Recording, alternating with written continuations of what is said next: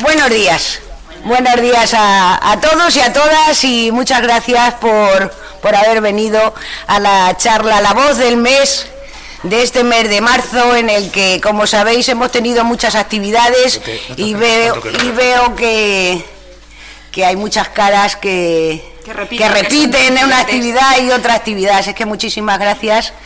Quería informaros que hoy están con nosotros dos compañeras del CEPA de Polígono de Toledo. Vienen en el proyecto Observa y Transforma, quieren conocernos, quieren ver nuestro centro, y nosotros, pues, por supuesto, le hemos dado la bienvenida y estamos encantados y encantadas de que estén aquí con nosotras, y todos aquellos ideas que se puedan llevar, y para ampliar el número de alumnos y la oferta de sus centros, pues será estupendo. Así que muchas gracias por haber venido, y bueno, pues poco más que decir, daros como siempre las gracias, bienvenidos, y vamos a disfrutar, que es lo que hacemos cuando están Carlos y Lidia juntos. Lo que hacemos es disfrutar, aparte que se están moviendo mucho para un lado y para otro. Y ya, es que está demasiado cerca del micro. Así que bueno, pues nada, cuando queráis. Muchísimas gracias, Rosa. Bueno, bienvenidos a todos. Bienvenue tout le monde, parce que la plupart d'entre vous êtes des élèves de français. Sois alumnos de francés, la mayoría, aunque tenemos por ahí algún infiltrado que estoy encantadísima de que esté por aquí. Nuestras chicas nuevas en la oficina son Alba y Arantxa, ¿erais, verdad? Pues bienvenidas, chicas, al centro de adultos. ¿Qué es esta actividad de La Voz del Mes?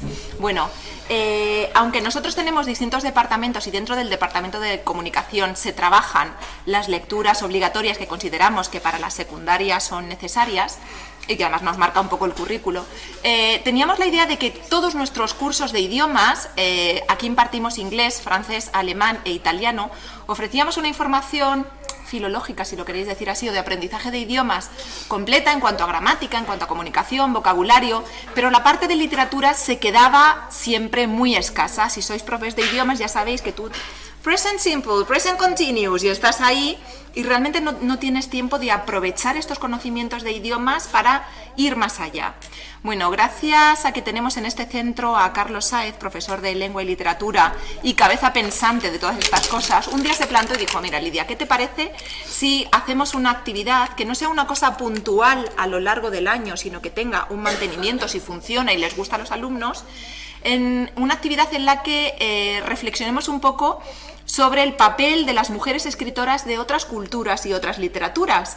Quizás nosotros por nuestra cuenta no nos vamos a poner a leer poesía argelina del periodo post-independencia así un sábado por la tarde, pero lo que... Hay quien lo hace. Hay quien lo hace, pero bueno, está sentado aquí y organiza esta charla. Entonces, bueno, la idea de La Voz del Mes, chicas, y me dijo a vosotras que no lo conocéis tanto, es el segundo año, el segundo curso que lo vamos haciendo, es que una vez al mes nos centramos en la poesía escrita por mujeres escritoras de otras literaturas. Es una literatura que generalmente está considerada, lo que está en los márgenes del canon que nos han enseñado. Los que hemos estudiado algún tipo de filología no hemos leído ninguna de estas obras. Y descubrimos pequeñas joyitas que son súper atractivas gracias a que Carlos nos hace una panorámica histórica, social y cultural del momento en el que estas mujeres escribieron. Hace nada hemos celebrado el 8M y somos un centro en el que nos sentimos muy afortunados porque no nos vestimos de morado solo el 8M, sino que con actividades como estas, poquito a poco, de forma muy humilde como es Carlos, lo que hemos conseguido es que todos los meses en este centro se lea poesía escrita por mujeres en otros idiomas. ¿Para qué nos sirven estas actividades? Para reflexionar sobre la situación de la mujer en la literatura a lo largo de la historia, para conocer otras culturas y otras literaturas, y para tener la oportunidad de aprovechar los conocimientos que tengamos en francés, en italiano, en inglés o en alemán, que son altos, altísimos, como podéis imaginar, para leer literatura. Así que muchísimas gracias, Carlos, porque esto fue una idea tuya, y la estructura es una pequeña introducción, o una larga introducción, mejor dicho, que hace Carlos en cuanto a sociedad, cultura e historia, y luego leemos los poemas en versión original y traducidos en español.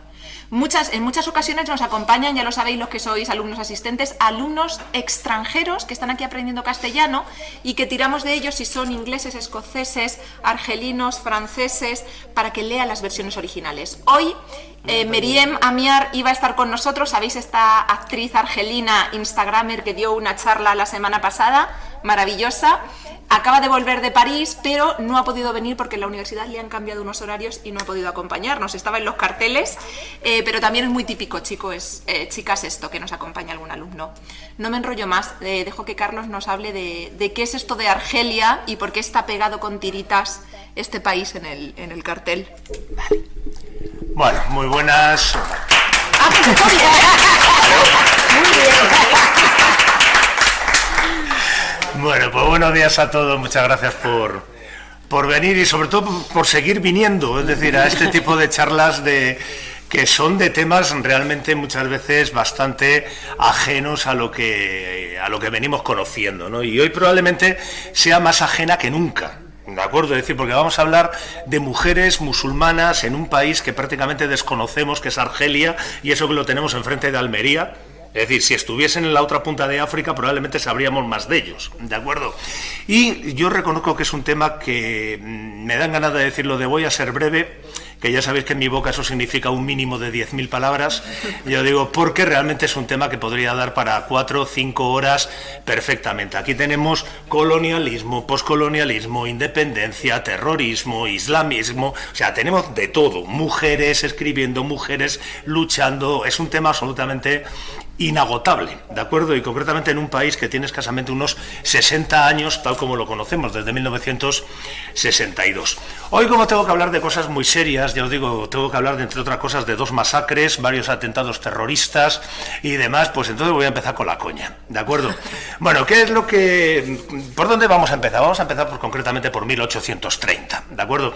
Esto no quiere decir que Argelia no tenga una historia anterior, ni mucho menos, es decir, tened en cuenta que, por ejemplo, ya con los romanos era la famosa Numidia, ¿de acuerdo? En la que estaba un rey que se llamaba Masinisa, que a mí que me perdonen, pero eso para mí significa maquinaria siderúrgica y minera sociedad anónima, ¿de acuerdo?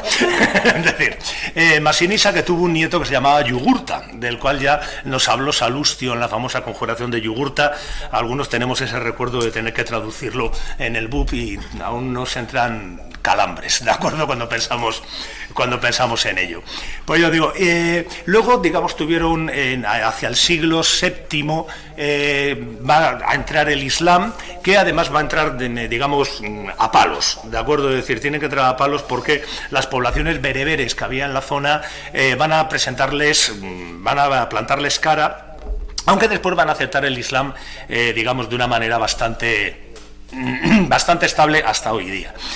Luego fue la época en la que ya, cuando los reyes católicos, el Imperio Español, era la base de los piratas berberiscos, ¿de acuerdo? Es decir, ¿qué hizo que el duque de Bazán, por ejemplo, el marqués de Santa Cruz, que digo yo, don Álvaro de Bazán, se me han cruzado ahí no sé cuántas cosas, ¿de acuerdo? Pues el marqués de Santa Cruz tuviese que ir a conquistar Tlemecén, luego había estado Cisneros conquistando Orán, ¿de acuerdo? Es decir, que hubo una presencia española bastante curiosa también en esta zona, muy intermitente, pero la hubo. Y digamos que a partir de más o menos el siglo XVI podemos decir que se convierte todo lo que hoy en día llamamos Argelia en un protectorado del Imperio Turco, ¿de acuerdo? El protectorado, que ya os digo, era una zona que estaba controlada por el Imperio Turco, pero estaba, digamos, gobernada por una especie de virrey que se llamaba Dey, ¿de acuerdo? Y donde todos los países que querían, digamos, hacer comercio con esa zona, establecer factorías, tenían que pagar una tasa, ¿de acuerdo? Ya llegaba 1830. Bueno, no 1830, 1827. ¿Qué es lo que pasó en 1827, diréis?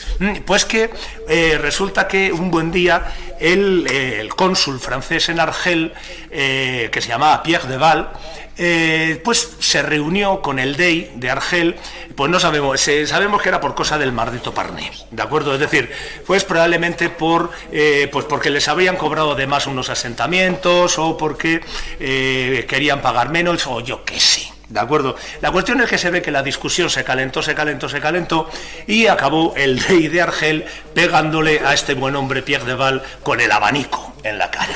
¿De acuerdo? ¡Qué afrenta! Bueno, pues la afrenta esta, digamos, fijaos que es algo absolutamente intolerable, que digo yo, uno, si en vez de pegarle con el abanico, le llega a pegar con un ventilador o con un aparato de aire acondicionado, no quiero ni pensar lo que hubiese pasado. ¿Por qué digo esto? Pues porque en 1830 se presentaron una flota con 37.000 hombres, 120 cañones y no sé cuántos caballos, muchos caballos, ¿de acuerdo? Es decir, y cogieron, y no se les ocurrió otra cosa que invadir Argelia. ¿De acuerdo? Ya sabéis que la diplomacia muchas veces es cualquier cosa menos diplomática, y aquí tenéis un claro ejemplo. ¿Por qué? Porque la justificación del abanico, pues todos los países europeos dijeron, pues sí, si te pego con el abanico, normal que los invadáis. ¿De acuerdo? Por eso digo que si en vez de con un abanico hubiese sido con un ventilador, pues probablemente hoy África habría desaparecido del mapa. ¿De acuerdo? Bueno, pues ¿qué empieza aquí? Aquí empieza un periodo colonial que va a durar unos 130 años aproximadamente. Yo digo, en el que Francia, con sus altibajos, pues se va a comportar como una verdadera potencia colonial, ¿de acuerdo? Ya sabéis que el colonialismo, ya me he referido alguna vez a él como la peste esa que fuimos dejando los europeos por el mundo, perdón.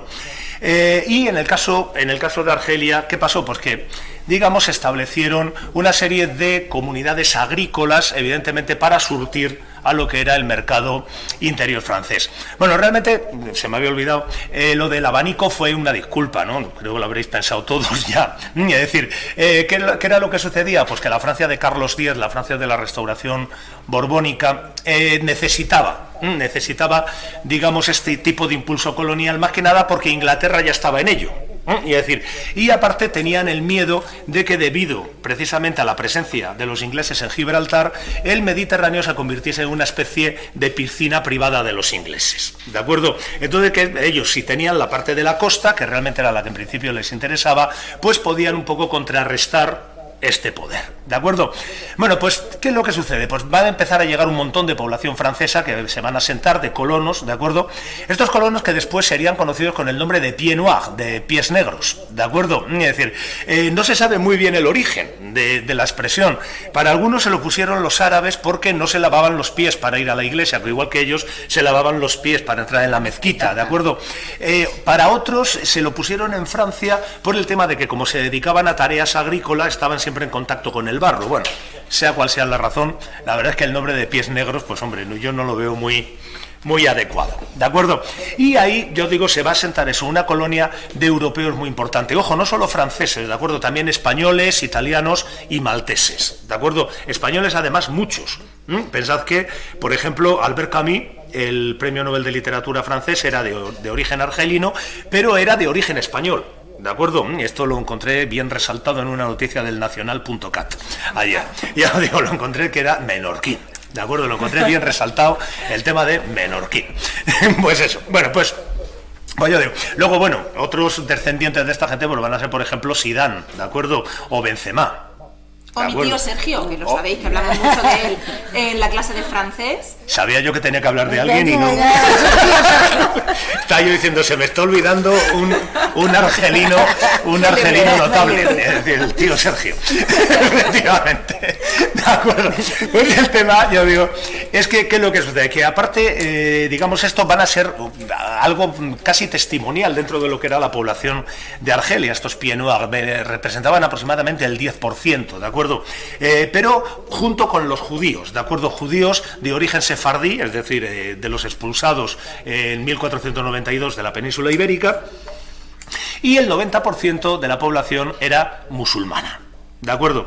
Y aquí es donde va a estar el problema. ¿Por qué? Porque lógicamente en Francia todos los pieds noirs van a tener la ciudadanía, lo van a tener absolutamente todo. A partir de 1872, creo que es el decreto Jamie, que les concede también la nacionalidad a los judíos, ¿de acuerdo? Pero con los musulmanes, sí, podían pedir la nacionalidad. Eso sí, los trámites eran tan sumamente engorrosos y, digamos, lo que necesitaban para justificarlo era tan sumamente tremendo, entre otras cosas tenían que renunciar a su religión, ¿de acuerdo? Es decir, con lo cual ya tenemos tela marinera, ¿de acuerdo? ¿Y qué fue lo que sucedió? Pues que prácticamente ninguno de ellos solicitó esta nacionalidad. Evidentemente fueron quedándose al margen, porque siempre, en cuanto a todo lo que era escolarización, posibilidad de creación de negocios, acceso a ayudas, ¿para quién era? Para los pieds noirs, y para los judíos, es decir, para los franceses, yo digo, y de hecho van a empezar ya a finales del siglo XIX las primeras oleadas de migración de argelinos musulmanes a Francia, ¿de acuerdo? El fenómeno que sabéis que hoy en día se estima que hay alrededor de 8 millones de argelinos, que se dice muy pronto en Francia, no es un fenómeno nuevo, es decir, es un fenómeno que ya tiene sus 200 años, 150 años a gusto, ¿de acuerdo? Y yo digo, y ahí van a empezar, digamos, las primeras, concretamente de esta emigración, van a aparecer los primeros partidos que hablan de un nacionalismo argelino, ¿de acuerdo? No tanto de una independencia como de un nacionalismo que venía marcado por varios factores. El primer partido va a ser la Étoile Nord-Africaine, la estrella norteafricana, ¿de acuerdo? Que va a ser un partido que luego, desgraciadamente, va a desaparecer absorbido por el FLN, del que hablaré dentro de un momento. Bueno, pues yo digo, empiezan a plantear este nacionalismo que tenía además un componente musulmán bastante importante. ¿Qué era lo que pasaba? Que se les había olvidado que en Argelia había una comunidad bereber muy importante, sobre todo en lo que es la Kabila, ¿de acuerdo? Había una comunidad importantísima con su propia lengua y demás, pero de lo que se hablaba era básicamente del arabismo argelino, ¿de acuerdo? Es decir, Argelian eran argelinos musulmanes, básicamente, porque esto le suponía una manera de enfrentarse a los cristianos franceses, ¿de acuerdo? Es decir, digamos, era una manera de búsqueda de identidad bastante curiosa. Ahí las cosas van a ir un poco de mal en peor, con enfrentamientos con la policía, digamos, tomas del poder por parte de los franceses, de poderes absolutos bastante curiosos, especialmente a partir del final de la Segunda Guerra Mundial. A partir del final de la Segunda Guerra Mundial va a haber un montón de conflictos en Argelia, tremendos a nivel local, ¿de acuerdo? No demasiado tal, pero que lo que se va a hacer, pues para, digamos, controlar este tipo de cosas, se le va a dar al ejército, concretamente a la 10ª Brigada Paracaidista, plenos poderes. Es decir, de haced lo que os dé la gana, ¿de acuerdo? Y aquí es donde empiezan los problemas. ¿Por qué? Porque el ejército lo de los plenos poderes se lo tomó muy en serio, ¿de acuerdo? Y aquí empiezan secuestros, torturas, desapariciones, etcétera. ¿Y qué provocó esto? Pues provocó una escalada, a su vez, por parte de los musulmanes, ¿de acuerdo?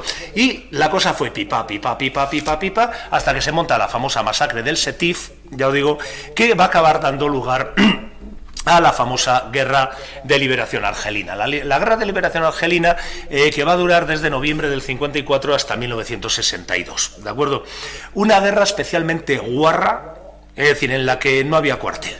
No había cuartel, es decir, hay una magnífica película que es La Batalla de Argel, de Gillo Pontecorvo, es decir, aprovecho para recomendárosla, un peliculón absolutamente magnífico, en el que se refleja un poco esto, es decir, esta manera de actuar por parte de los grupos musulmanes en la clandestinidad, absolutamente guarrindonga, es decir, de atentados, bombas, etcétera, etcétera, etcétera, pero de una respuesta por parte de los franceses más guarra aún si cabe, ¿de acuerdo? Porque teóricamente actuaban dentro de la legalidad.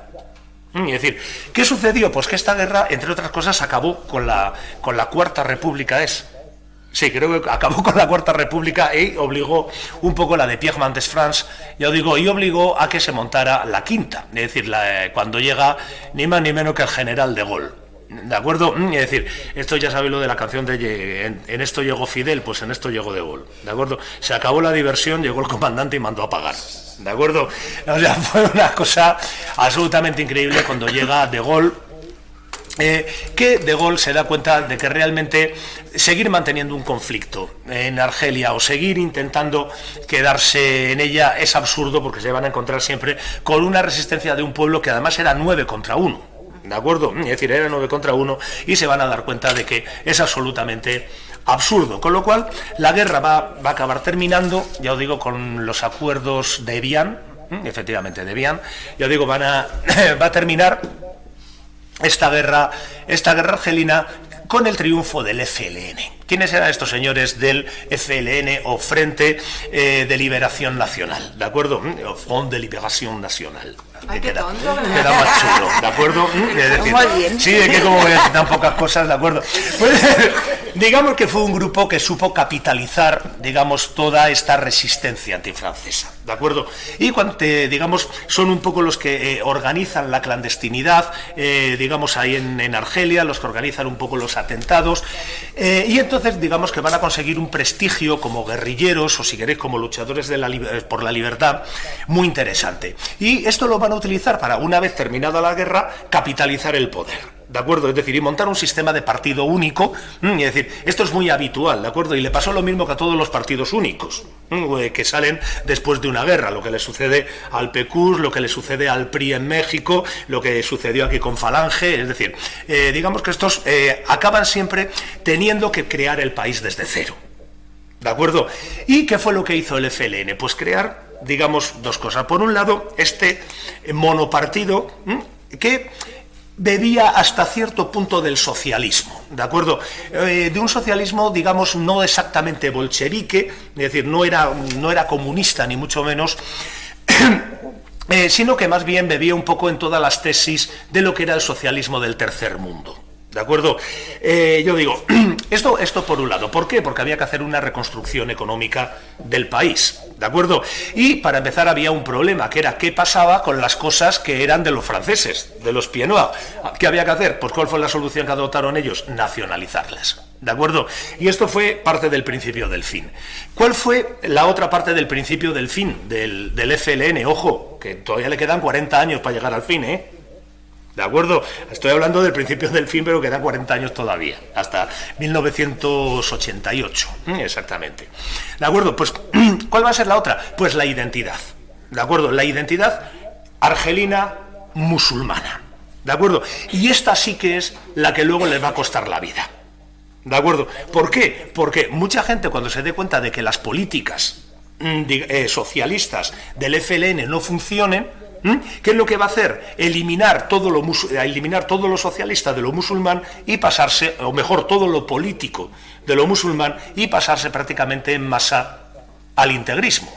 ¿De acuerdo? Es decir, aquí hay un libro de Benjamin Stora, que es probablemente el mayor experto que hay en temas de Argelia, que lo explica muy bien. Es decir, explica muy bien por qué se produce, digamos, este ascenso de los integritas islámicos, de lo que sería después el Frente Islámico de Salvación, ¿de acuerdo? El FIS. Es decir, que del cual recordaréis que durante todos los años 90 estuvimos oyendo hablar de ellos hasta casi el hartazgo, ¿de acuerdo? El FIS y los grupos islámicos armados, los GIA, ¿de acuerdo? Es decir, estuvimos todos los 90, madre mía, claro, es que estuvieron en otra guerra, ahora voy a ello. ¿De acuerdo? Es decir, tened en cuenta que si esto no es una historia bonita, la historia de Argelia no es bonita y no acaba bien del todo. ¿De acuerdo? No acaba bien del todo. Bueno, pues la cuestión a lo que iba es que, digamos que van a seguir con estas políticas, van a intentarlo, pero ¿qué pasa? Que van a tener un crecimiento poblacional brutal, hasta el punto de que en 1980, 18 años después de la independencia, el 60% de la población argelina no había nacido durante la guerra. ¿De acuerdo? Había nacido después de la guerra, es decir, a partir de 1962. Esto que provocaba una masa de jóvenes enorme que además estaban condenados o a la emigración o al paro. Es decir, porque el país no había desarrollado suficientes recursos, porque se dedicó prácticamente a vivir del petróleo y del gas, ¿de acuerdo? En cuanto a generar una industrialización, en cuanto a mejorar la agricultura, este tipo de cosas. ¿Y qué es lo que sucede? Pues que toda esta gente, lógicamente descontenta, van a ser los que después van digamos, a formar estas tropas, por así decirlo, del integrismo. ¿De acuerdo? Es decir, fijaos cómo todo acaba luego teniendo una explicación, que no es que de repente se vuelva todo el mundo muy religioso, ni cosas de este tipo, sino que, digamos, hay todo un proceso nacional que explica un poco por qué se da ese paso increíble. Ojo, porque coincide también, tened en cuenta todo este ascenso del islamismo radical, coincide también con con el judaísmo ortodoxo, o coincide con los movimientos estos de los telepredicadores en Estados Unidos, ¿de acuerdo? Es decir, que tenemos tanto integrismos cristianos como integrismos judíos. Es decir, que digamos que eso es fruto de la época. Y coincide con muchísima gente joven, con familias numerosas, que han tenido muchos niños y que de repente se plantan en 14, 15, 16, 18, 20 años y no tienen un lugar donde ir a trabajar, hay mucho paro. Entonces, ¿dónde se reúnen? Pues se reúnen en torno a colectivos que tengan que ver con la religión y la creencia y la esperanza de futuro para esos jóvenes. Claro, efectivamente, tened en cuenta que la religión, a ver, Marx decía que era el opio del pueblo. ¿De acuerdo? Es decir, la religión, tened en cuenta que es una especie de sustitutivo de muchas cosas. ¿Por qué? Porque nos ofrece una esperanza. Sí. ¿De acuerdo? Nos ofrece una esperanza de salvación, una esperanza de justicia retributiva, los malos serán castigados, los buenos serán premiados, ¿de acuerdo? Es decir, entonces la religión es cualquiera de ellas, nos ofrece este tipo de elementos que yo digo, si no se saben agarrar bien, pueden acabar dando muchos problemas. ¿De acuerdo? Pueden acabar dando muchísimos problemas. Vale, bueno, pues a lo que iba es que yo digo que el gobierno argelino, a pesar de las ayudas de Francia, porque Francia va a seguir dándole ayudas, de hecho algunas ayudas bastante curiosas, ¿de acuerdo? Algunas ayudas bastante curiosas, por ejemplo, es muy curioso que justo después de terminar la guerra de independencia argelina, oye, empieza a haber desertores en el ejército francés a lo bestia. Además, tienen hasta su sigla, DAF, Deserteurs de l'armée française, ¿de acuerdo? Es decir, desertores del ejército francés. Que, oye, qué casualidad que van a acabar todos ayudando al ejército argelino y al gobierno argelino. Qué cosas, ¿no? De hecho, he manejado un libro que habla de una estrategia clara de Gaulle para conseguir eso, ¿de acuerdo? Tampoco quiero ser yo aquí conspiranoico, pero bueno, no estaría quizá demasiado alejado de la realidad esto que decimos. ¿Por qué? Porque, entre otras cosas, había que luchar contra otro grupo que se me olvidó mencionar, que era la OAS, ¿de acuerdo? La Organización del Ejército Secreto, Organización de l'Armée Secrète, ¿de acuerdo? Que eran un grupo terrorista francés, es decir, bastante importante, con estructura además paramilitar, formado por exmilitares que habían participado en la guerra de Argel y que tuvieron que ser prácticamente erradicados en Francia a lo salvaje.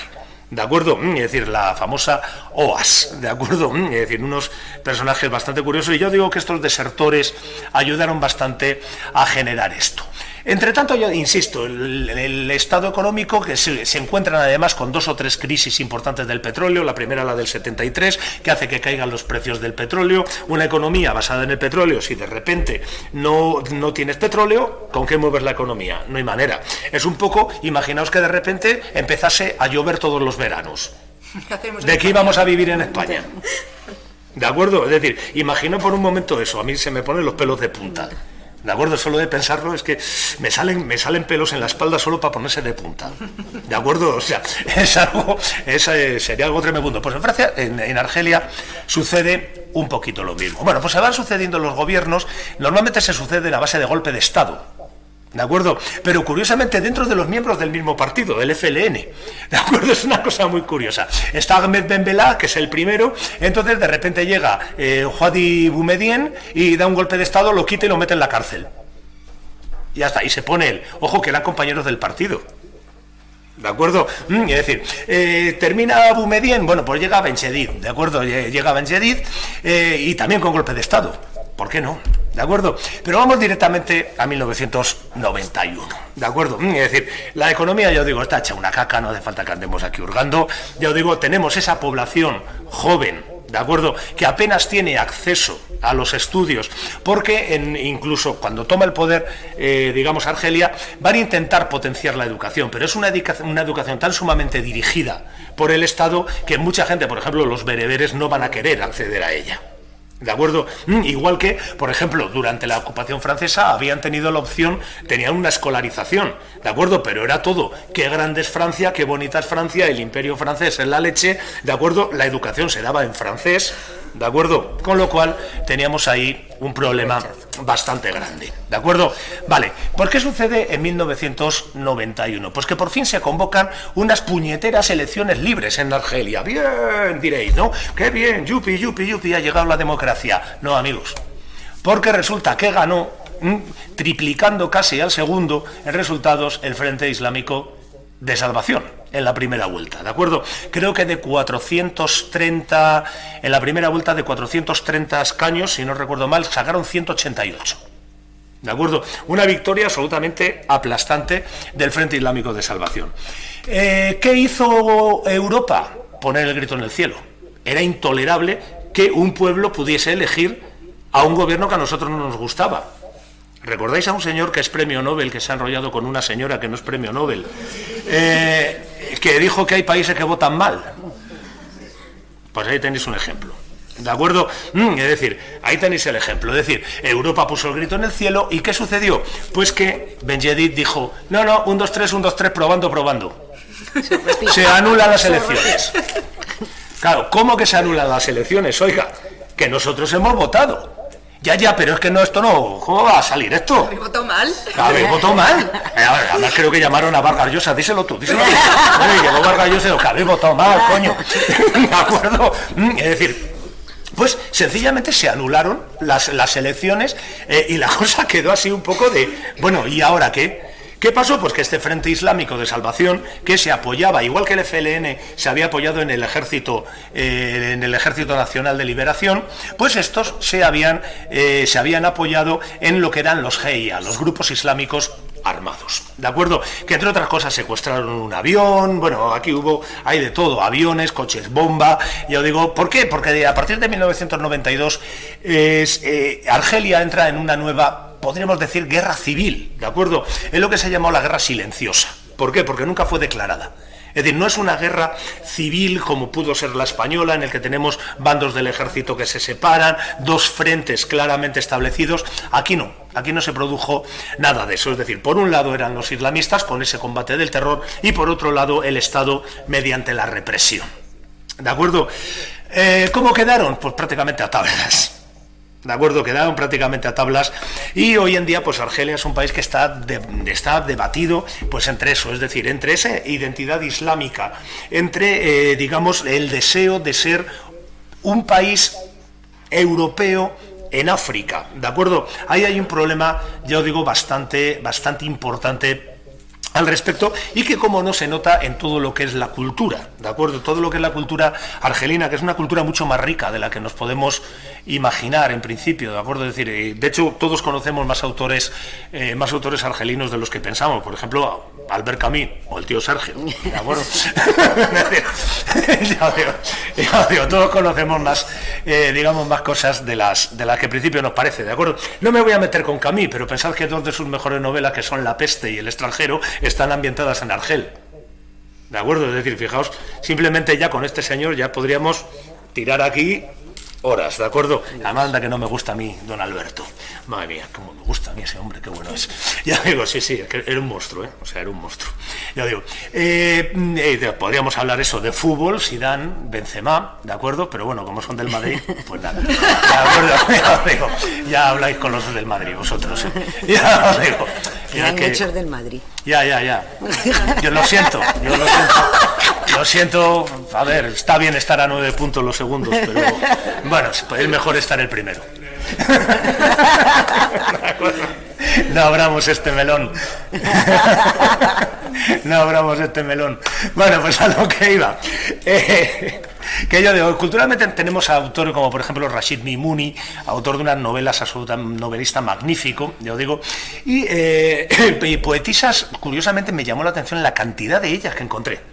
Es decir, porque uno se espera que haya muchos poetas, que a ver los hay, ¿de acuerdo? Pero tenemos esa idea de los países islámicos, es decir, de que las mujeres no hacen nada, leches. Tendría que ver la cantidad de mujeres, no solamente en Argelia, es decir, sino en todo lo que es el mundo islámico, países como Líbano, Siria, incluso en Irán, ¿de acuerdo? Es decir, mujeres escritoras que hay, así. ¿De acuerdo? Es decir, ¿y todo esto por qué viene? Pues porque hay una tradición en el Islam, primero de respeto a la cultura, ¿de acuerdo? Pensad en esa frase del Corán de la tinta del sabio es más valiosa que la sangre del héroe. ¿De acuerdo? Que a mí me parece una frase absolutamente maravillosa, ¿de acuerdo? Sino porque ya desde los primeros tiempos del Islam en Arabia había una tradición muy importante de poesía femenina. ¿De acuerdo? Es decir, y en Argelia es curiosísimo, nos encontramos muchas, que además muchas de ellas escriben directamente en francés. Aquí, esto es el truco del almendruco. ¿De acuerdo? Es el truco del almendruco. ¿Por qué escriben en francés? ¿Porque se sienten más cómodas escribiendo en francés? No, porque saben que van a acceder a un mercado mucho mayor escribiendo en francés que escribiendo en árabe. ¿De acuerdo? Esto está clarísimo. ¿Por qué muchos grupos españoles cantan en inglés? Pues eso. ¿De acuerdo? Pues eso, es que está tan claro como el agua, ¿de acuerdo? Es decir, muchos van a escribir en francés, ¿por qué? Porque la formación de muchas de ellas, sobre todo la formación universitaria, se va a dar en Francia. ¿De acuerdo? Es decir, muchas de ellas van a estudiar, por ejemplo, en la Sorbona. Tenemos aquí el caso de Ana Grecki, que es uno de los casos, quizá es el único en el que me voy a centrar, ¿de acuerdo? En Ana Grecki, autor de un poema que viene ahí, el de ya solo puedo amar con rabia en el corazón, que me parece, ya digo, tremendo, ¿de acuerdo? Es decir, pues yo digo, digamos en los países islámicos hay, digamos, una tradición de poesía femenina que realmente nos resulta sorprendente, ¿de acuerdo? Es decir, vista desde Europa nos resulta sorprendente. Yo, por ejemplo, si recordáis los que estabais el año pasado en la charla que di sobre las italianas, de lo que fue mi odisea para poder encontrar una docenita escasa de poetisas italianas. Bueno, pues aquí solo tuve que abrir la Wikipedia, ¿de acuerdo? Para encontrar poetisas argelinas. ¿De acuerdo? Que decimos, bueno, pero eso tiene que ser imposible encontrarlo. No, amiguitos, es muy fácil. ¿De acuerdo? Es sencillísimo. Y luego, el problema es que luego ya, como los franceses son muy suyos con los derechos de autor, ya para encontrar obras es un poco más complicado. ¿De acuerdo? Ya porque son muy suyos con los derechos de autor. Pero bueno, malditos. Pero bueno, hay que quererles. Sí, para los que somos un poco piratones, pues... Para los que somos un poco piratones nos cuesta esto de que no os los saquen derechos de autor. Ay, malditos. En fin, bueno, menos mal que hay otras fuentes, pero en fin. Bueno, a lo que iba. Que yo digo que aquí me he centrado exclusivamente en lo que sería la poesía escrita en francés por mujeres después de la independencia. ¿De acuerdo? Después de la independencia. Porque podría haberme ido, por ejemplo, a la poesía bereber, escrita en la zona de Kabila, podría haberme ido a poesía escrita en árabe, prácticamente desde el siglo VII, ¿de acuerdo? Es decir, pero he decidido centrarme en este periodo. ¿Por qué? Pues porque muchas están vivas.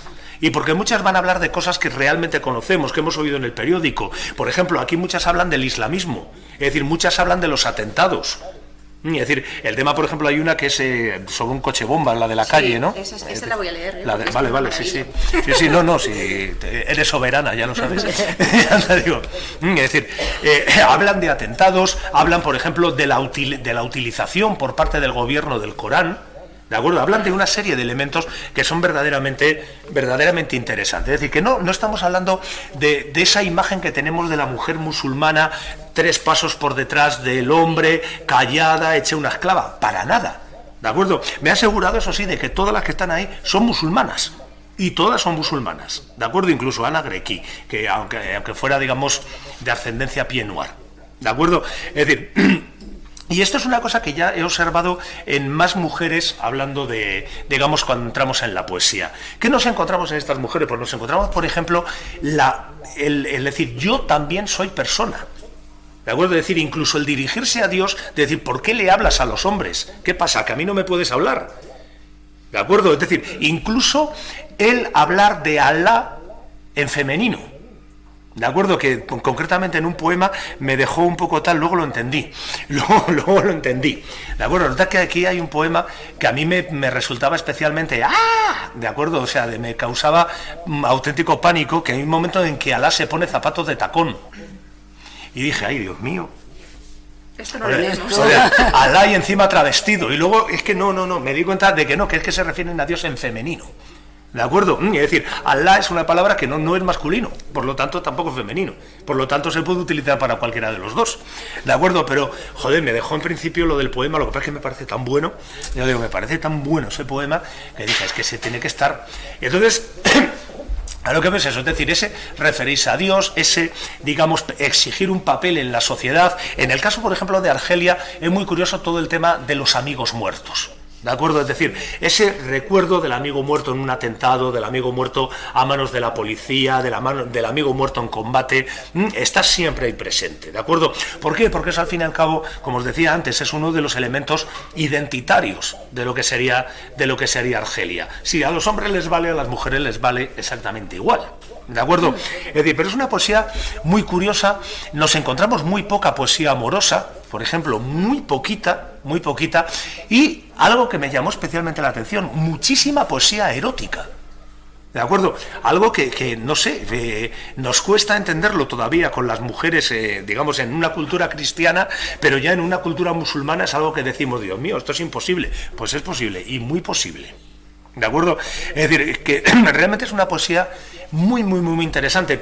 Digamos que muchos, para que los entendáis un poco, he tenido que hablar de todo este trajín que tienen con la guerra y tal. No he querido extenderme demasiado, pero hablar, por ejemplo, de lo que fueron las estrategias de unos y otros sería algo absolutamente interesante, ¿de acuerdo? Porque la palabra canalla no les hace justicia.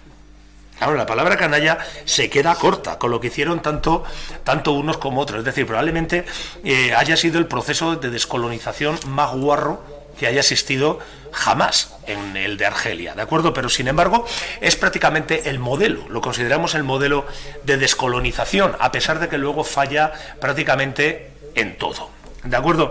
Pues yo por mi parte no quiero meterme mucho más, porque si no voy a empezar a hablar de las SOAS, y voy a hablar de Gaulle, voy a hablar de la mafia marsellesa, y no quiero yo...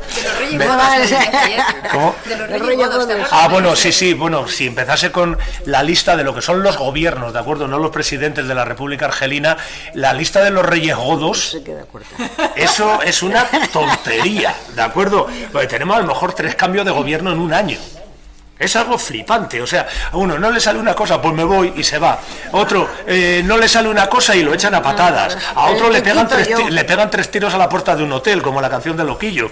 ¿De acuerdo? Es una cosa que dice, madre mía, sí, es como la lista de los reyes godos. Dice, pero madre mía, pues a lo mejor en 30 años, sin exageraros, a lo mejor hay 60 presidentes de gobierno. O sea, es algo alucinante. ¿De acuerdo? Es decir, pues ¿por qué? Pues sencillamente porque el presidente de la República tenía plenos poderes. En cuanto uno no hacía lo que quería él, a tu casa. ¿De acuerdo? Evidentemente, ¿esto qué es lo que ha provocado? Pues esa inestabilidad continua que, insisto, que a principios de los 90 se va a ver agravada precisamente por este tema del islamismo, en el que tampoco he querido centrarme demasiado, pero que es un tema que daría para hablar. ¿Perdón? Sí, bueno, eso me lo he saltado, pero efectivamente hay un problema con Marruecos, primero de fronteras, ¿de acuerdo? Y luego con el tema del Sáhara español, es decir, hay un problema importante. De hecho, en 1967, si no me equivoco, tienen la Guerra de las Arenas, en la que se enfrentan precisamente Marruecos y Argelia. No son países que tengan una relación amistosa, ¿eh? O sea... Incluso a día de hoy, ¿de acuerdo? Incluso a día de hoy la cosa... Bueno, pero es que Marruecos con pocos países tiene relaciones amistosas, ¿de acuerdo? Reconozcamos que es un país que van así, ¿de acuerdo? O sea, van así, es decir, porque con Mohamed van así, pero es que con Hassan, su padre, iban así. ¿De acuerdo? O sea, era una cosa tremenda. Y con Túnez sucede exactamente lo mismo, ¿de acuerdo? Es decir, la relación de Argelia con sus dos vecinos, que además, incluso aunque en principio ellos hablaban de una unidad magrebí, es decir, porque en principio era lo que ellos planteaban. ¿Qué sucede? Que se dan cuenta de que con Marruecos, que es una monarquía, no. Y con Túnez, que es Túnez, tampoco, ¿de acuerdo? Es que Túnez es para darle de comer aparte también, ¿de acuerdo? Es para darle de comer aparte. Entonces yo digo que es eso, efectivamente con Marruecos ha tenido unos conflictos enormes, y el último conflicto que ha tenido Argelia ha sido con España, ¿de acuerdo? Es decir, precisamente por la cuestión del Sáhara español, ¿de acuerdo? Al Sáhara español quiero yo dedicarle un día algo, ¿de acuerdo? Más que nada para que no se nos olvide que nosotros también fuimos colonialistas, ¿de acuerdo? Que nosotros también participamos en esa peste. ¿De acuerdo? No estoy hablando de América, estoy hablando del Sáhara, estoy hablando de Filipinas, estoy hablando de Guinea, etcétera, etcétera, etcétera. ¿De acuerdo? Es decir, pero lo metimos como provincia, ya, y Argelia se dividió como 3 departamentos, ¿y qué? ¿De acuerdo? ¿Y qué? ¿Qué más me da que al lobo este que tengo yo aquí, que está rabioso y saca espuma por la boca, lo llame perrito? Va a seguir siendo un lobo. ¿De acuerdo? Es decir, igual que vale, lo llamo departamento, sí, pero sigue siendo una colonia. ¿De acuerdo? Lo mismo sucedió un poco con el Sáhara español. Sobre esa política, hablaremos en su momento porque también tiene tela. ¿De acuerdo? Pues no, ya os digo, no me extiendo más, os dejo con los poemas, os dejo con Lidia. Yo digo, son poemas curiosos, ¿de acuerdo? Son poemas bastante curiosos, sobre todo un par de ellos que dices, ostras, hay uno del prepucio que me encanta. Seguro que la elección ha sido la mejor. Yo digo, no, ahora vamos a ver cómo no lo lee. He dicho prepucio público, a ver cómo no lo lee. De acuerdo, bueno, chicos, pues nada, muchas gracias, Carlos.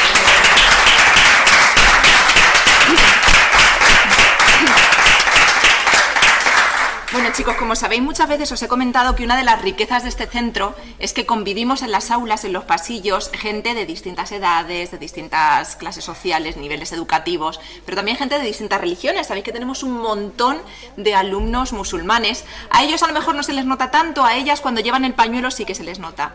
Y gracias a nuestras clases de castellano para extranjeros hemos aprendido todos, a lo largo de un montón de sesiones, a conocer un poquito más sobre el Islam y un poquito más sobre el Corán. Y cuando yo leía estos poemas, Carlos, que me mandaste, recordaba a una de nuestras alumnas, Fátima, que para nosotros fue casi una institución, porque le hizo mucho bien a este centro cuando estaba aquí matriculada. Me decía, Lidia, todas las imágenes que se ofrecen sobre los musulmanes en las noticias, a ella le dolía un poco, porque decía, es que se habla de terroristas musulmanes, no se habla de escritores musulmanes o artistas musulmanes, sino que parece que la imagen que tenemos de los musulmanes es solamente de los terroristas que existen. Y decía, a nosotros nos duele mucho esta mala utilización del Corán y de la palabra de Dios. Dice, y sobre todo a las mujeres, porque los niños que estudian el Corán en casa durante los primeros años, antes de ir a la mezquita, o cuando han nacido en España y tienen que aprender árabe y lo hacen a través del Corán, somos las madres las que les leemos el Corán. Dice, entonces hay pocos musulmanes que sepan tanto sobre el Corán auténtico como las mujeres musulmanas, que somos las que nos encargamos de leer solo a nuestros hijos. Y hay tantos poemas en los que las mujeres, las poetisas árabes aquí musulmanas están diciendo, a ver qué Corán me estás vendiendo tú. Sí, si me permites una cosilla, es que, fijaos que normalmente solemos asociarlo, ya es casi un sintagma, ¿de acuerdo? Terrorismo musulmán. Terrorismo ¿De acuerdo? Pensad si, por ejemplo, hablásemos del IRA o hablásemos de ETA, ¿de acuerdo?, que vienen de dos zonas tremendamente católicas, si alguien dijese terrorismo católico. Terroristas católicos han puesto un coche bomba no sé dónde. Ahí lo dejo, ¿de acuerdo? Es decir, si hablásemos de terrorismo católico, de terrorismo cristiano, ¿cómo se nos pondrían los pelos a todos? ¿De acuerdo? Sin embargo, no tenemos ni el más mínimo escrúpulo en decir terrorismo musulmán. ¿De acuerdo? Que además no sería musulmán, sería islamista. ¿De acuerdo? Que eso es otro tema. ¿De acuerdo? Es decir, es una cosa... en fin, que a mí me cabrea mucho, ¿eh? Ella comentaba que cuando había algún atentado y empezaban con el Allahu Akbar, Alá es grande, y después disparaban, decía, pero no en nombre de mi Alá, no en nombre de mi Dios. ¿Cómo vas a quitarle la vida a una persona en nombre del Dios de la paz, del Dios del amor? Alguna otra vez sí que podríamos hacer, y sería también súper interesante, algún tipo de taller de lectura paralela de la Biblia y el Corán. Os emocionaría saber la cantidad de cosas, el 85% de coincidencia entre los dos libros sagrados. Bueno, mirad, uno de los poemas que voy a leer se llama Le Paradis des Criminels, el paraíso de los criminales. El Corán, al igual que la Biblia, promete un paraíso después de la muerte para aquellos creyentes, aquellos fieles a la idea de Dios. Wahiba Shawi es el nombre de esta poetisa. Le Paradis des Criminels, primero en francés, luego en español. Ma mère, mon père, mes sœurs et mes frères, mes voisins, mes amis, mes copains de misère. Je vous laisse ces quelques mots, je sais que vous n'en serez pas fiers. Il n'y a rien à espérer dans cette vie. Après ma mort, les choses seront plus claires. J'aurai le droit d'aller au paradis, juste après ma dernière prière. C'est ce que m'ont déjà promis les mandataires de Dieu sur terre.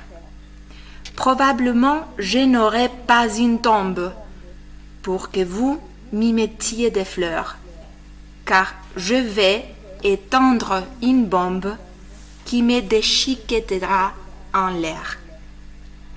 Mes maîtres m'ont fait comprendre qu'il s'agit d'une guerre sainte, que c'est si brave de réduire en cendres des enfants innocents et des femmes enceintes. Des milliers d'anges en train de m'atteindre, il n'y a pas de raison que j'ai crainte. Il est grand temps que je m'y rende pour libérer mon âme de sa contrainte. Dites aux familles des victimes, de ma part, que ma vie était tellement cruelle. C'est parce qu'il ne me restait sur terre aucun espoir que j'ai préféré partir au ciel. Peut-être qu'ils me pardonneront plus tard, s'ils apprennent que j'étais pris dans un piège mortel. J'ai pu comprendre, mais c'est trop tard, que le paradis promis, c'est le paradis des criminels. El paraíso de los criminales. Padre mío, madre mía, hermanos y hermanas mías, vecinos, amigos míos, compañeros míos de miseria, os dejo estas pocas palabras. Sé que no estaréis orgullosos, no hay nada que esperar de esta vida. Tras mi muerte, las cosas estarán más claras. Tendré derecho de ir al paraíso tras mi última oración. Eso es lo que me han prometido los mandatarios de Dios en la tierra. Probablemente no tendré una tumba para que me llevéis flores, porque voy a abrazarme a una bomba que me despedazará en el aire. Mis maestros me han hecho entender que es una guerra santa, que es muy valeroso reducir a cenizas a niños inocentes y mujeres embarazadas. Millares de ángeles me esperan, no hay razón para que tenga miedo. Ya es momento de que vaya allí para liberar a mi alma de su prisión. Decid de mi parte a las familias de las víctimas que si mi vida fue tan cruel fue porque en la tierra no tenía ninguna esperanza, que preferí irme al cielo. Quizá más adelante me perdonen si saben que caí en una trampa mortal. He podido entender, pero es demasiado tarde, que el paraíso prometido es el paraíso de los criminales. Fijaos,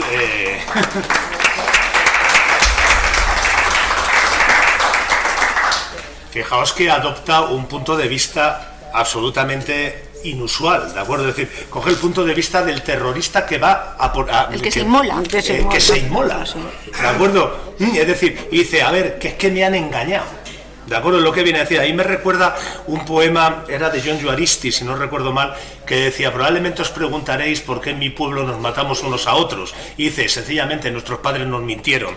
Pues aquí viene un poco a decir lo mismo. Es decir, viene un poco a decir lo mismo, es decir, es que hacemos estas cosas porque nos han mentido, nos han engañado, ¿de acuerdo? Es decir, fijaos que lo que hay en el fondo es, digamos, es un rechazo a ese islamismo radical. ¿Y desde dónde se hace? Desde el propio Corán, ¿de acuerdo? Sigue, perdona. No.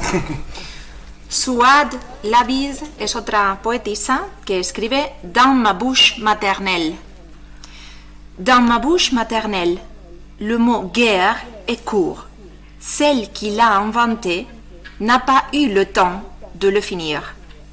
Arbre commence par une douleur au fond de la gorge et meurt en atteignant les bouts des lèvres. D'abord... No, eso ya es de otro poema. Ese es otro vale. El famoso poema que has mencionado Sí, antes. Vale. el que has mencionado. Esos son tres, sí. Vale, perfecto. Pero de la misma autora. Sí, son todos de la misma autora. Este es en mi lengua materna, el que acabo de leer. En mi lengua materna la palabra guerra es corta. El que la inventó no tuvo tiempo de terminarla. Arbe empieza con un dolor en el fondo de la garganta y muere al alcanzar el extremo de los labios. La palabra guerra en árabe es harb, ¿no? Sí. Es decir, lo que empieza con un dolor aquí y termina... Eso me encanta, lo de no le dio tiempo a terminarla. Sí. Además es muy bonito desde el punto de vista fonológico, cuando los profes de idiomas os explicamos, esto es labiodental, esto es bilabial, este sonido, pues en árabe, guerra, que se dice hab, empieza, dice, en el fondo de la garganta para hacer el ha. Si hacéis eso y os ponéis la mano en la garganta, es de ahí de donde nace el primer sonido, y termina en B, es decir, cuando roza, muere al alcanzar hab, el extremo de los labios. Fijaos qué bonito. Bueno, famoso poema. D'abord, ils ont coupé le cordon ombilical pour des raisons naturelles. Ensuite, ils ont coupé le prépuce pour des raisons d'hygiène. Enfin, ils ont coupé la langue pour des raisons de sécurité. ¿Cómo puede ser tan poderoso en tan pocos versos? Nah. Instrucciones, o pasos. Primero, cortaron el cordón umbilical por motivos naturales. Luego, cortaron el prepucio por motivos de higiene. Finalmente, cortaron la lengua por motivos de seguridad. Digamos, la censura, ¿no? Es decir, la censura que no se puede expresar mejor. O sea, es... ¿No habéis contado nada sobre las poetisas? No. Una a una. Es que entonces nos íbamos a... Ahora cuando vaya con Ana Grecki hablaré un poquito de ella. Realmente tampoco tiene mucho que decir, son básicamente todas gente de lo más normalito. ¿De acuerdo? Profesoras normalmente de francés en la universidad que colaboran con ONGs y cosas de este tipo, pero no tienen una vida salvo Ana Grecki. Es así, ahí sí me voy a parar un poquito.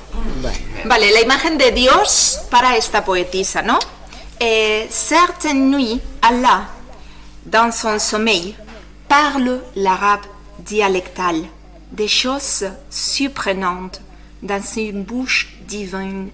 Les imams refusent que ces mots soient ajoutés à son journal. D'autres nuits, nous l'entendons marcher sur talons aiguilles. Nous devions au bruit du plafond qu'il se déguise devant un miroir pour descendre faire un tour dans les rues de Babelouet. Algunas noches, Allah, en sus sueños, dice en árabe dialectal cosas sorprendentes en una boca divina. Los imanes se niegan a que sus palabras sean incluidas en su diario. Otras noches le oímos caminar con tacones de aguja. Adivinamos por el ruido en el techo que se disfraza ante un espejo para bajar a dar una vuelta por las calles de Babelouet. Babelouet es, digamos, el barrio donde más conflictos ha habido de Argel, ¿de acuerdo? Es decir, es donde si estalló un coche bomba era en Babelouet, ¿de acuerdo? Fijaos, eso es transgresor desde el punto de vista que dice que Alá, algunas noches, en la soledad de la noche, en el silencio de la noche, lo primero, me habla en árabe dialectal, porque el Corán no está escrito en árabe dialectal, está escrito en árabe clásico. Claro. La gente que no comprende el Corán, los musulmanes, es porque tienen que estudiar un idioma que no hablan. Claro, era como aquí en latín, hasta los años 60, ¿de acuerdo? Claro. Entonces, la primera transgresión, Alá a mí me habla en el silencio de la noche, me habla a mí sola, y además es en árabe dialectal, el que hablo con mi madre, con mis hijos, con mis amigas, no en el árabe clásico del Corán. Y me dice cosas sorprendentes que luego los imanes en la mezquita no dicen que diga Alá, me las dice a mí. Y los imanes no recrean, no reproducen este discurso. Y además, de vez en cuando, el gran Alá, o Alá sin género, baja a la tierra, se mueve por los barrios más conflictivos y se mueve después de vestirse ante un espejo y ponerse sus tacones de aguja. Es decir, tiene un alma de mujer para moverse entre los barrios y habla como yo, y viste como yo, y calza como yo, y los imanes no lo cuentan.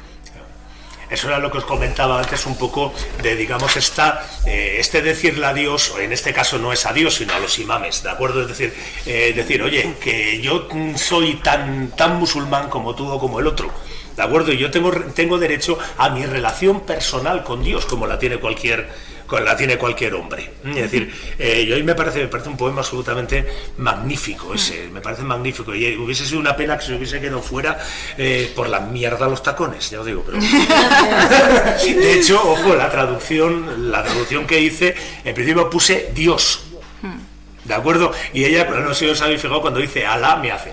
me quedo así como diciendo Alá, para que vea que soy chula.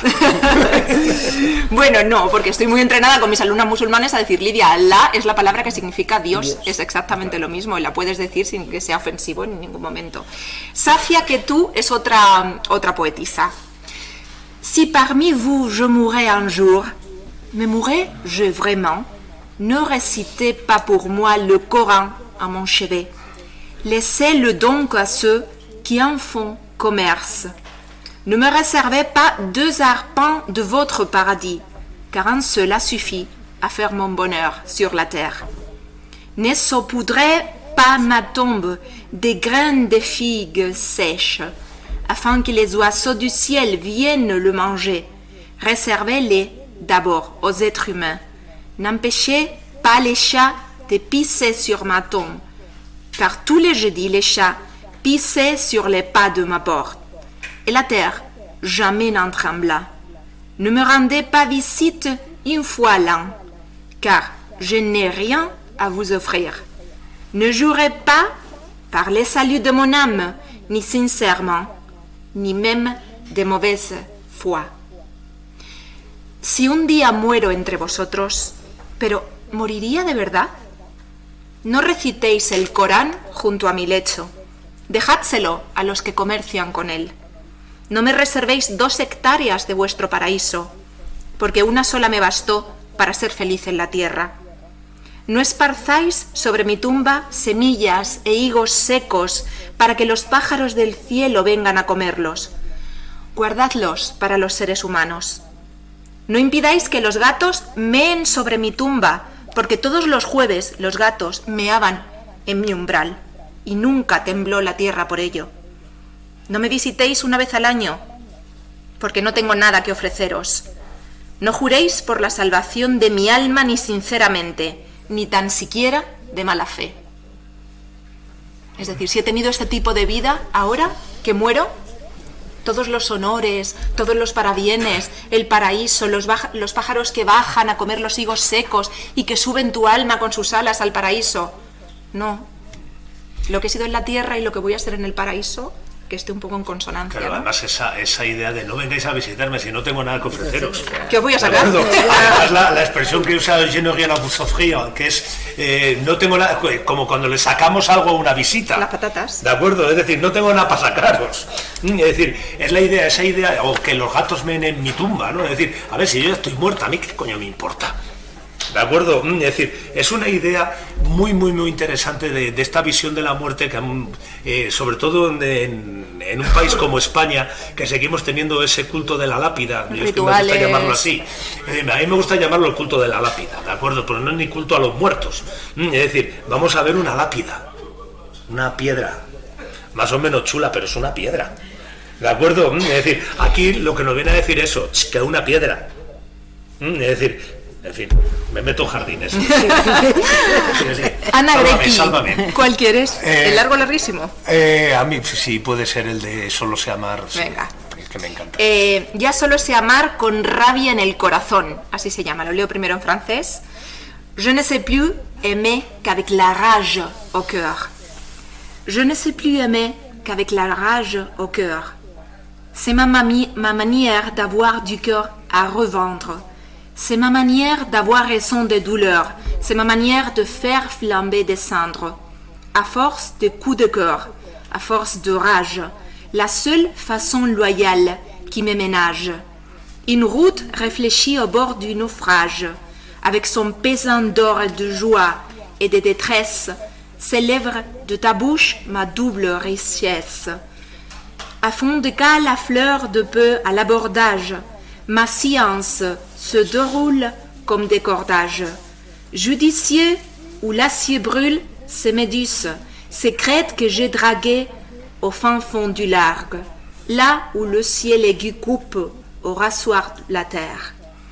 Là où les hommes n'y n'ont plus besoin d'excuses pour rire déployés sous un ciel tortuaire.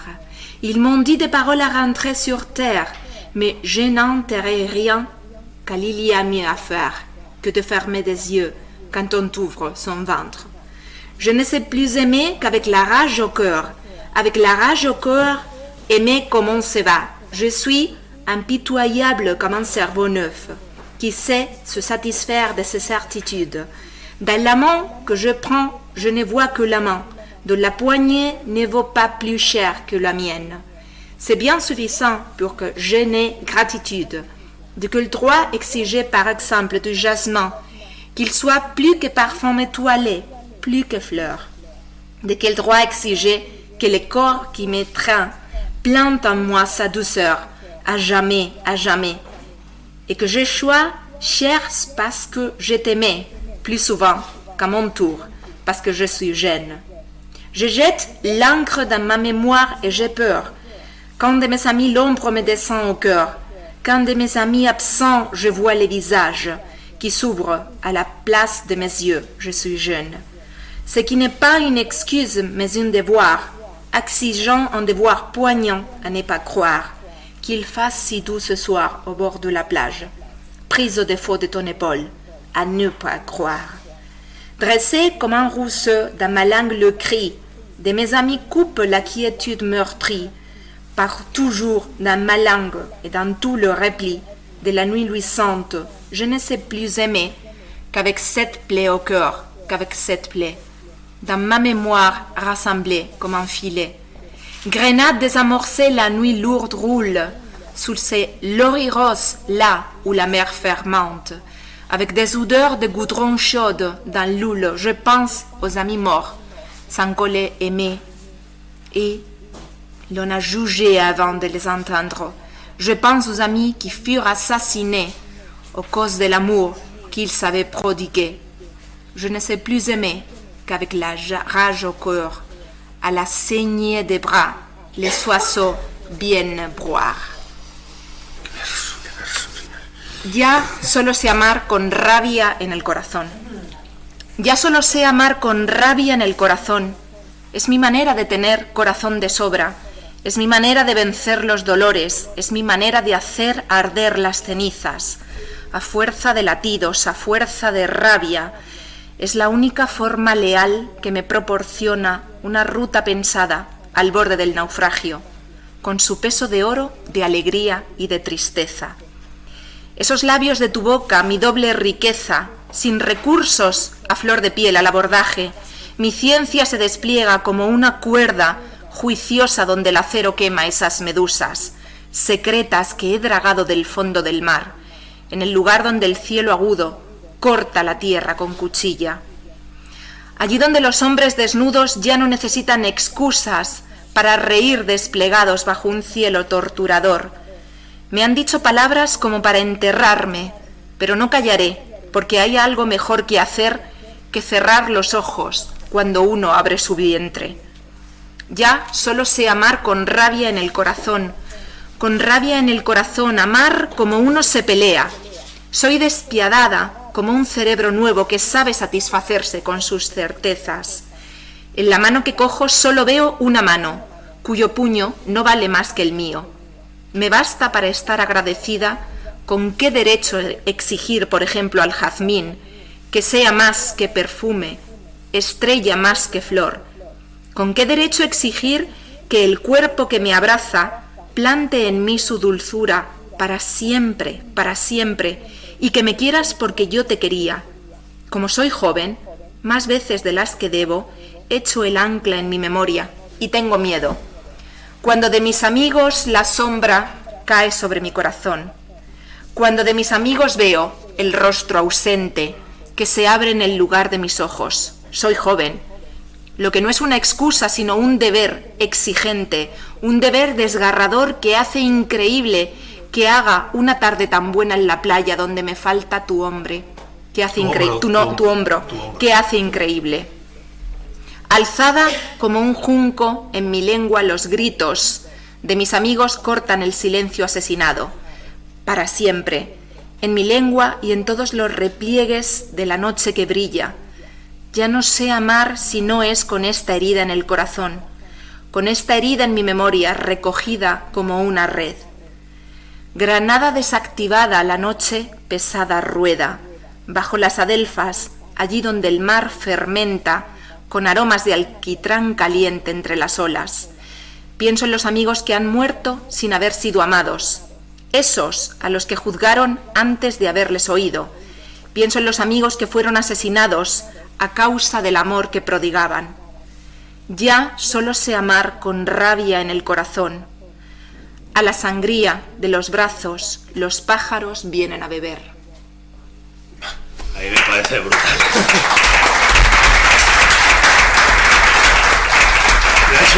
Es Es un poema que me parece brutal, es muy Dylan Thomas, por ejemplo, pero es maravilloso. Es decir, ¿por qué elegí este poema, aunque es un poco largo? Y cuando me lo ha dicho Lidia le digo, sí, porfa, leo este. ¿Por qué? Porque ahí se hace continuamente referencia a esos amigos muertos, esos amigos juzgados. ¿Quiénes eran esos amigos? Pues sus amigos de la resistencia, ¿de acuerdo? Es decir, concretamente los amigos de la resistencia durante la guerra de independencia. ¿Quién era esta chica, Ana Grecki? Pues esta era una pied noire, ¿de acuerdo? Era una hija de franceses asentados en Argelia. Ella se convierte al Islam, va a Francia, estudia en la Sorbona, yo digo, y luego vuelve a Francia y se va a dedicar, yo digo eso, a una lucha continua durante todo lo que fue la guerra civil. Ella estuvo en la cárcel, estuvo en campos de concentración, estuvo finalmente en arresto domiciliario, es decir, tiene una vida realmente interesante como luchadora auténticamente por esa libertad, por esa independencia de Argelia, yo digo, lo cual me resulta todavía más llamativo al tratarse precisamente, digamos, de una pied noire. ¿De acuerdo? Por si estuviésemos hablando de una mujer de origen musulmán, tradicionalmente musulmana, dices, es más o menos lógico. Es ¿de su acuerdo? lucha, al fin y al cabo. Es su lucha, ¿no? Es decir, pero que una persona se sienta argelina y luche por Argelia, a pesar, digamos, de que pertenece a ese 10%, que, digamos, eran los mimados, ¿de acuerdo? Ahí me parece muy grande. Por cierto, lo de Grecki, yo no sabía de dónde venía. Resulta que se casó con un señor que se apellidaba Melki, y ella se llamaba Gretache o algo así se apellidaba, y mezcla los dos apellidos, ¿de acuerdo? Es decir, por ahí lo de Grecki. Ya digo. Pero es un personaje que es muy curioso, esta Ana Grecki, ya os digo, lo dice el Jobar, fíjate tú, y una tía muere además muy joven, creo que muere en 1967, con escasamente 30 y tantos, 40 años, ¿de acuerdo? Es decir, y una poetisa magnífica, pero magnífica. Yo este poema me parece glorioso. Este poema, todos los que hemos leído hoy, los que nos hemos dejado sin leer, los de ediciones anteriores de La Voz del Mes, sabéis que siempre se cuelga en el blog. Una pequeña introducción por parte de Carlos, el vídeo que grabamos en todas las sesiones y todos los poemas para que los podáis tratar. Y si alguno en concreto, chicos, ahora hablo a mis chicos de francés, queréis que lo trabajemos en clase para ver el vocabulario, pues en la próxima sesión de francés lo hacemos. Muchísimas gracias por vuestra asistencia. Un placer. Bueno, pues nada, muchísimas gracias a la profesora y alumnos y alumnas del curso de imagen y sonido que también han participado en la grabación y dejar constancia de esta actividad. Y nada, como siempre, os esperamos el mes que viene. Muchas gracias.